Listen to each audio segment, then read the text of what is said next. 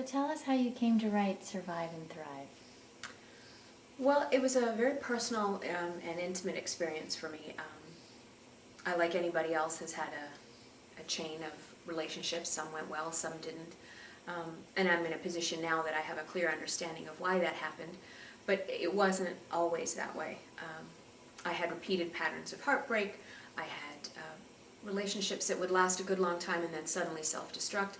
But ultimately the reason was because I had gotten married, found the man of my dreams, fell madly in love, and had Prince Charming whisk me off to the castle, only to have it fall apart. And we decided ultimately to part ways, and we got divorced. And in the midst of it, I realized that there was a pattern here. And as an intuitive, somebody who teaches people to recognize the levels of energy and the thoughts that create their lives, I knew this stuff. And so I had to really take the time to get really clear about what I was bringing into the world and the energy I was putting forward.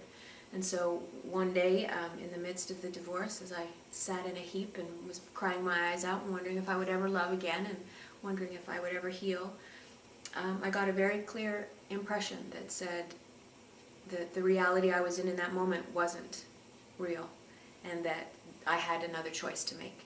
And that if I got very, very clear about what it was I was bringing into the relationship, that I could heal. So I did what I call an energetic autopsy, and I went into myself, because the common denominator in every relationship I had ever had was me. And that's the truth for everybody. The common denominator you've had in your relationships, all of them, has been you. Mm-hmm. So for us to project our energy outward onto our partners and say it's all about them is a huge mistake. And it only increases the possibility that we're going to make the same choices again, and we're going to have the same experiences again. So I had to get very, very serious and very, very realistic and take responsibility for myself. So when I got divorced, I said, I don't want to do this ever again. So what is it that I'm bringing into the relationship that makes it happen this way?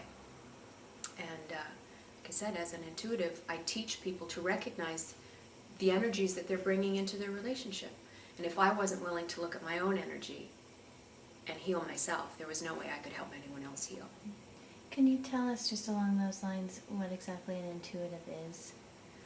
Well, I can only speak for myself, but as an intuitive, I'm able to sense energies on a very profound level. I'm sort of like a glorified radio antenna in that I'm very, very sensitive to emotions that people are feeling or carrying, or thoughts that they're carrying with them that affect them energetically, that create illness in their body, that create emotional blocks in their body, and things like that. So it's a heightened sense of awareness. I'm an ultra-sensitive, I guess. There's lots of names for it. Mm-hmm. And it makes sense that that ability would apply then to relationships. Absolutely. Yeah. Absolutely. So reading invisible energy and feeling vibes, some people might think it sounds a little bit out there.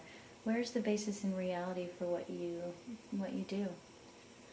Well, do you watch television? Sometimes. Sometimes. Do you listen to the radio? Yes.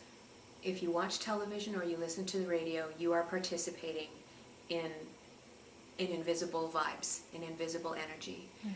That person isn't, who you're watching on the television, isn't sitting in your living room, right, nor is the person on the other side of the radio. So those messages, that energy is transmitted invisibly through sound waves, through energy waves. And a transmitter in your home picks up that information and translates it for you. Mm-hmm. If you've ever heard of a Geiger counter that measures radioactivity, you can't see the radioactivity, but there's an instrument there that can measure it. So there's invisible energy all around us at all times. Some people are more in tune to it. We're all able to do it, but that's how it's manifested in our everyday lives. Okay. And when we get our own intuitive hits, when you get a gut feeling about something, mm-hmm, or you hear that little voice or that little vibe that tells you, don't make this choice or make that choice. It's all happened to every one of us. So that's how it works in every day. Okay. And then bringing it back to the book and talking about relationships, if our partners aren't here to make us happy and happily ever after is actually a myth, then do you get into what our relationships are here for, what they're supposed to do? Well, I think that's part of the problem. We've been fed this myth, a lot of myths, frankly, about relationships, and that there's one perfect person out there for us, and once we meet that person, that our lives will be complete and we'll be happy and we'll never have another bad day, and it'll be roses and champagne and endless love making all the time. Are you telling me that that's not true? That's not true, Allie. Oh no! Yes, it's not true. And we've been fed the myth that our partners are here to make us happy. And the bottom line of it is it's not true. And so what this myth does is it sets us up to be disappointed.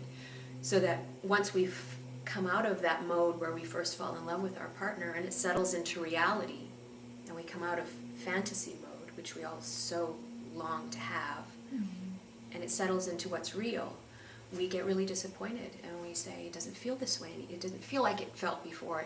It doesn't, where's that passion that we used to have? Where's that love that I used to sense? And we get upset and we blame it on our partner. And we say, well, it's obviously not me, so it's got to be them. And so we look for ways that our partner is making things uncomfortable for us. And if you're projecting that onto your partner, based on a false belief anyway, based on a myth that it's their job to make me happy, then you're doomed. You're doomed to create situations that make you and your partner miserable, and that doom your relationship to failure. So how do you create a happy relationship? Well, first of all, you need to know who you are. And that sounds very cliche because that's what all the self-help people says. Know who you are and love yourself and all of that. And that's very true.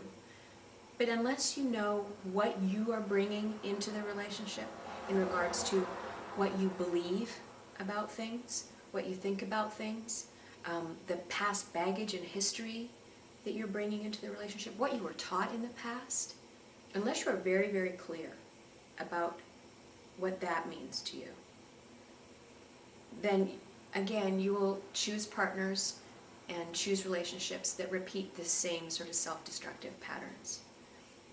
So it's never ever about our partner. It's always about us. And that's a scary thing, to take responsibility, to say, oh gosh, it's just easier to foist it on them, because then it's their stuff. So talk a little bit then about, you mentioned our thoughts and our beliefs, what we're bringing in. What's the difference between positive thinking, positive beliefs? Is there a distinction there? Well, beliefs are I believe, they stem everything. If you have a belief about something, it will source your thoughts, it will source your actions, it will source every choice you make in regards to a certain situation. So thinking positively and believing positively, while they're aligned, are two completely different things. You can think positive all day long. You can have positive thoughts that say, I'm wealthy, I'm successful, I'm happy, I'm loved, I'm sexy. But if under that your belief is, I'm not worthy, or love is too scary for me, or having money is too hard, if the belief that lies underneath those thoughts, which runs all the time, whether you're conscious of it or not, it will ultimately decide which direction your life takes. So then, how about the law of attraction and all the hype around the book, like The Secret? Would you say that your philosophy is aligned with that, or is there more to be said? There's definitely more to be said. The law of attraction is a powerful theory, and it's a reality. It's true. But the bottom line of it is as I said before, if you're thinking positively, but your underlying belief doesn't align with those thoughts, then it's going to be like driving a car with one foot on the gas and one foot on the brake.